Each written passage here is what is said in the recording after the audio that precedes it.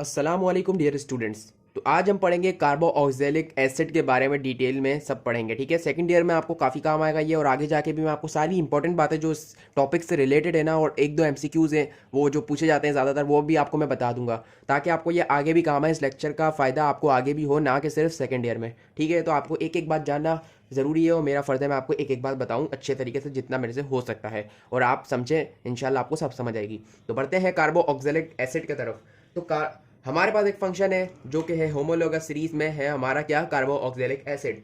ठीक है, carboxylic acid का सबसे पहले आपको जनरल फार्मूला हम बता दें तो ये होता है, कुछ इस तरीके से होता है इसका जनरल फार्मूला कि CnH2n साथ साथ आप पढ़ लें तो आपको याद ही हो जाएगा, CnH2nO2 CnH2nO2, ये इसका जनरल फार्मूला है। आपको पता होगा n किससे डिनोट करते हैं, नंबर ऑफ कार्बन एटम से डिनोट करते हैं। ठीक है ना बेटा, गिनती आपको आती है, एक कार्बनो मीथेन, दो कार्बनो इथेन, तीन कार्बनो प्रोपेन, चार कार्बनो ब्यूटेन, पांच कार्बनो पेंटेन। ठीक है, मैं आपको हर वीडियो में बेसिक बेसिक से पढ़ाता हूँ, जिसने पुरानी वीडियो ना देखी हो उसको भी आ जाए। ठीक है बेटा, तो अब इसमें हम क्या करेंगे, एक आपको एक चीज पढ़ाता हूँ, एक रिएक्शन पढ़ाता हूँ, जिसे हम कहते हैं एस्टरिफिकेशन रिएक्शन कहते हैं, एस्टरिफिकेशन रिएक्शन कहते हैं हम। ठीक है, तो अब बढ़ते हैं, आ जाओ रिएक्शन की तरफ।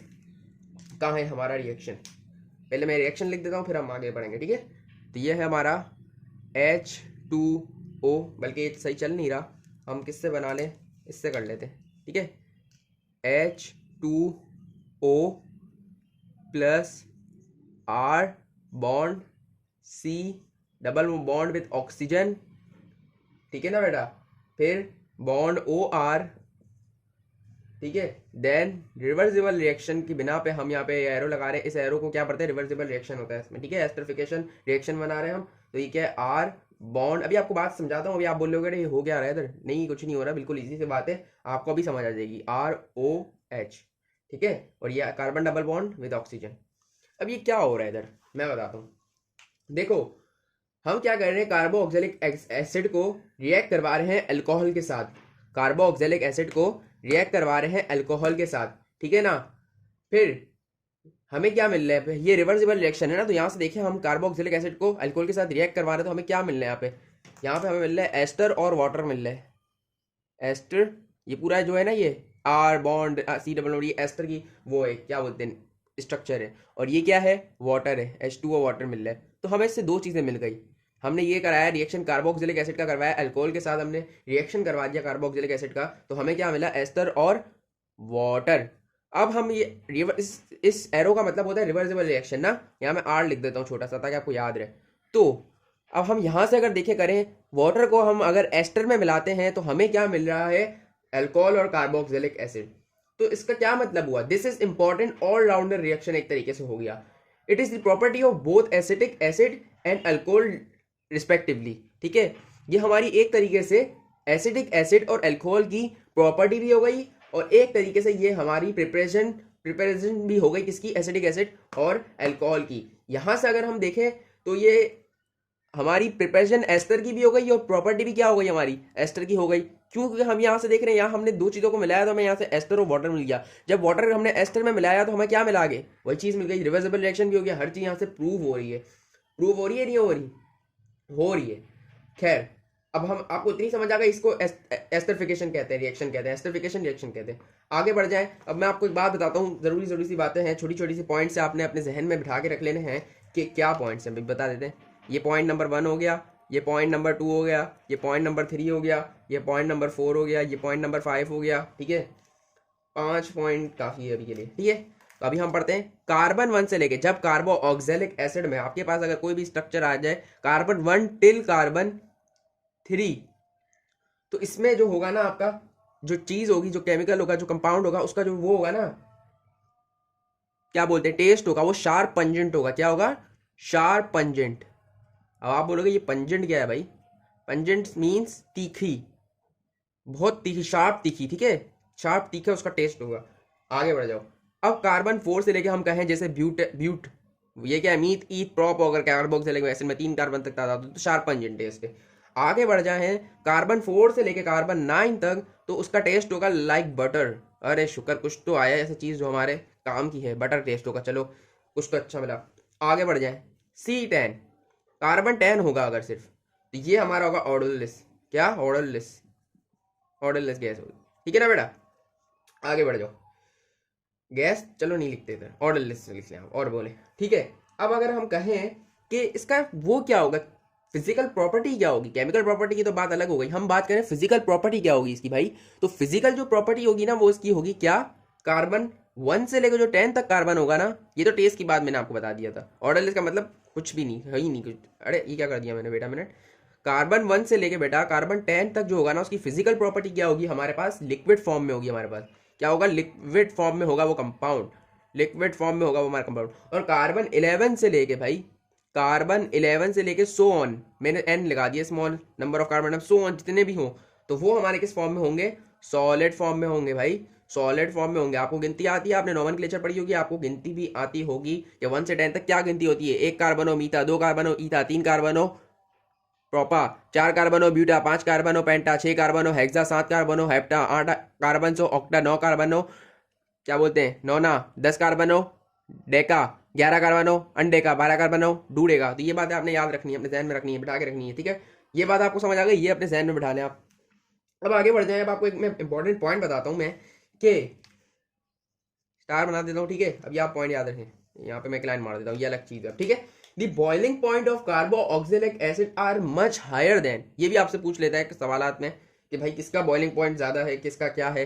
तो भाई आपको मैं बता देता हूँ कि the boiling point, the boiling point of carboxylic acid, of carboxylic acid, the boiling point of carboxylic acid are much higher than, ये पॉइंट अपने जहन में बढ़ा करके भी, इसका एक एमसीक्यू भी आएगा, 2 एमसीक्यूज आपके पास सामने आएंगे, हायर देन। अब ये आप जहन में रखें, मैं हाईलाइट कर देता हूँ उसको। द बॉइलिंग पॉइंट, कार्बोक्सिलिक का जो बॉइलिंग पॉइंट होता है ना, वो इन 3 से ज्यादा होता है। क्या, ROH, इसको हम क्या पढ़ेंगे बेटा, अल्कोहल पढ़ेंगे। ठीक है, अगले पे आ जाओ, दूसरा क्या है, एल्डिहाइड, यहाँ पे मैं डी लगा दूं, शॉर्ट फॉर्म में लिख रहा हूं। और तीसरा क्या हो जाएगा हमारा, कार्बोक्सिलिक एसिड, ओ क्या बोल रहा हूं मैं, अल्कोहल, एल्डिहाइड, और तीसरा क्या है हमारा, कीटोन, कीटोन। ठीक है बेटा, तो ये मैंने क्या बता दिया आपको कि boiling point of carboxylic acid, boiling point of carboxylic acid higher होता है, किससे ज्यादा होता है, किससे, अल्कोहल से, एल्डिहाइड के बॉइलिंग पॉइंट से, और कीटोन के बॉइलिंग पॉइंट से इसका ज्यादा होता है। ठीक है बेटा, एक बात तो आपको पता चली, corresponding, correspond, wait a minute. ठीक है बेटा, अब आप बोलोगे ये क्या कॉरेस्पॉन्डिंग का वर्ड लगा दिया आपने, अरे भाई इसका मतलब बिल्कुल सिंपल सा है। इसका मतलब क्या है, मैं अभी आपको यहाँ पे ये भी बना के दिखा देता हूँ कि इसका मतलब क्या है। इस वर्ड का कुछ मतलब नहीं है, इसे घुमाने के लिए दे देता है कभी कभी कि बेटा इसका मतलब है कि भाई 5 कार्बन वाले कार्बोक्सिलिक एसिड, मिसाल ले लो, 5 कार्बन वाले, 5 कार्बन वाले, ये उर्दू में लिख देता हूँ ताकि आपको समझ आए, 5 कार्बन वाले कार्बोक्सिलिक एसिड, यहाँ जगह ही नहीं बच रही, आगे लिख देते हैं, 5 कार्बन वाले कार्बोक्सिलिक एसिड का बॉइलिंग पॉइंट, 5 कार्बोक्सिलिक वाले, 5 कार्बन वाले कार्बोक्सिलिक एसिड का बॉइलिंग पॉइंट,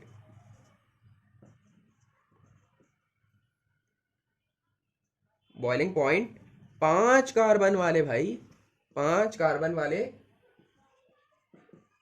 5 कार्बन वाले अल्कोहल मतलब ROH, एल्डिहाइड और कीटोन से ज्यादा होता है, कीटोन से ज्यादा होता है भाई, ज्यादा होता है, से ज्यादा होता। ठीक है, इतनी बात समझ आ गई।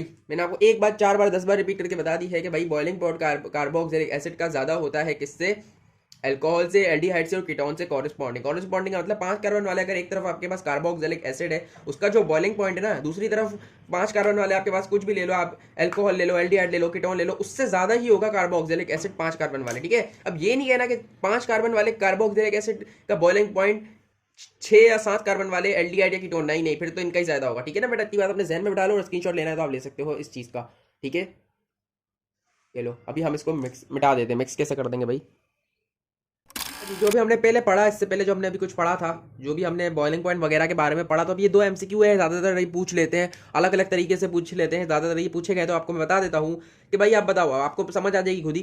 Carboxylic acid boiling point are greater than, carboxylic acid का किससे ज़्यादा होता है बॉइलिंग पॉइंट? तो हमने पढ़ा अल्कोहल से ज़्यादा होता है, हाँ यार अल्कोहल से तो ज़्यादा होता है। अभी हमने पढ़ा था कीटोन से ज़्यादा होता है, हाँ यार कीटोन से भी ज़्यादा होता है। एल्डिहाइड, अरे भाई एल्डिहाइड से भी ज़्यादा होता है। तो इसका आंसर हमें साफ साफ दिख रहा है, इसका आंसर है डी, ऑल ऑफ देम। भाई सबसे ज़्यादा ही होता है इन सब में से, ठीक है ना। अब ये ना चालाकी करते हैं हमसे भाई कि अलग तरीके से पूछ लेते हैं, carboxylic acid boiling point are higher. अब बता दो जी, पेंटानॉल, पेंटानल, पेंटानोइक, पेंटानॉन।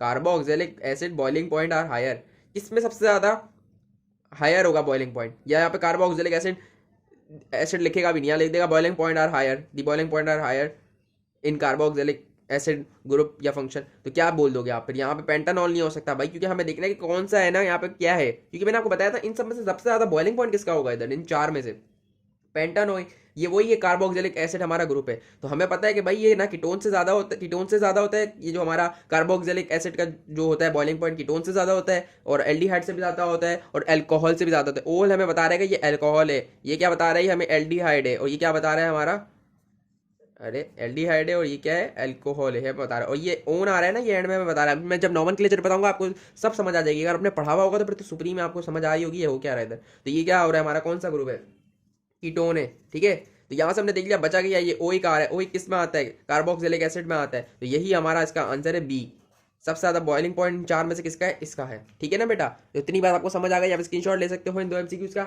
अब थोड़ी और बात पढ़ लेते हैं हम, बड़ी अच्छी सी इजी सी बातें हैं, कोई आप जहन में बैठा लें, आपको काम आएगी आगे जाके, ठीक है ना बेटा। हमारा क्या, सबसे पहले आपको बताते हैं क्या जी, क्या जी बताते हैं हम कि भाई ये जो हमारा CH3COOH है, ये आपने काफ़ी टाइम देखा होगा मेरे ख्याल से, मेरे ख्याल से नहीं आपने देखा ही होगा, गारंटी है।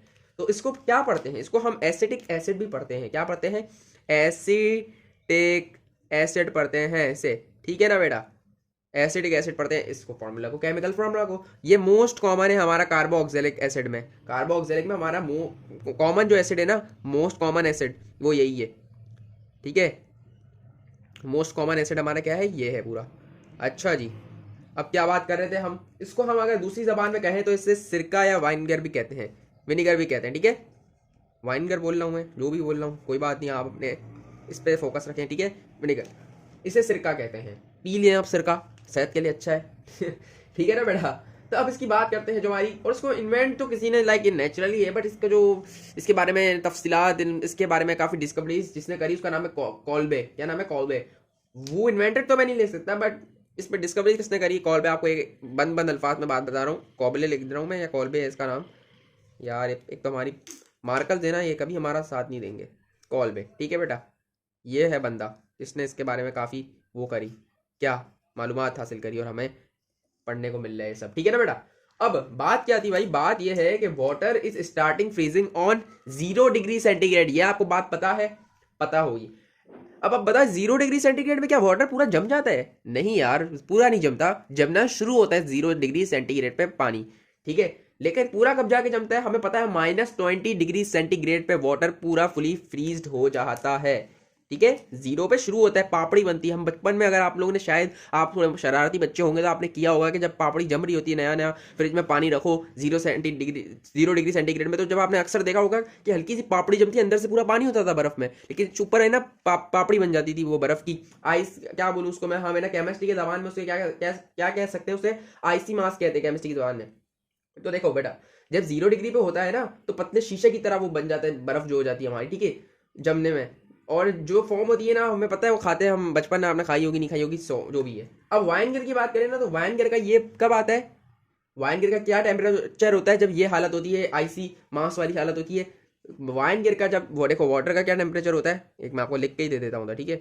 वाटर 0 डिग्री सेंटीग्रेड में आइसी मास हो जाता है, ठीक है। आइसी मास कहलाया जाता है उस पापड़ी टाइप को, आप जो कहते हैं ना, आइसी मास कहलाया जाता है, ठीक है। ये फॉर वाटर लिख दिया। अब हम वाइनगर की बात करें ना बेटा, विनीगर की बात करें, तो ये क्या होगा हमारा, इसका टेम्परेचर होता है 16.5 डिग्री सेंटीग्रेड, इस पे ये बन जाता है। अब इसको तो आइसी मास बोलते हैं, लेकिन विनेगर को क्या बोलेंगे, इसको हम बोलते हैं केमिस्ट्री की जबान में glacial acetic acid, glacial acetic acid, ठीक है बेटा, ग्लेशियल एसिटिक एसिड, ये आपका इसका नाम हो गया। ये केमिस्ट्री एमसीक्यूज में पूछ लेते, इसलिए मैंने आपको ये बात भी बता दी है, कुछ रहने नहीं दिया मैंने कि भाई वाटर जब 0 डिग्री सेंटीग्रेड पे होता है तो ये आइसी माइस पापड़ी टाइप बना हुआ होता है, ना कि फुल जमता है। फुल तो हमें पता है कि -20 डिग्री सेंटीग्रेड पे जमता है, लेकिन विनेगर में हम ये चीज़ पढ़ लें तो विनेगर में 16.5 डिग्री सेंटीग्रेड में ये ग्लेशियल एसिटिक एसिड बन जाता है, मतलब ये भी पापड़ी टाइप बन जाता है जो होता है, हमें समझ आ रही होगी आपको, ठीक है ना बेटा। तो ये आपकी कार्बोक्सिलिक एसिड के बारे में सब बातें हो गई कंप्लीट। वीडियो अच्छी लगी हो तो लाइक सब्सक्राइब और शेयर कर दीजिएगा, और कोई आपके दिमाग में सवाल हो तो कमेंट सेक्शन में पूछने से डरिएगा मत, ठीक है, या आलसीपना मत करिएगा, आप पूछ सकते हैं। बाकी मिलते हैं नेक्स्ट वीडियो में, तब तक के लिए अल्लाह हाफिज़।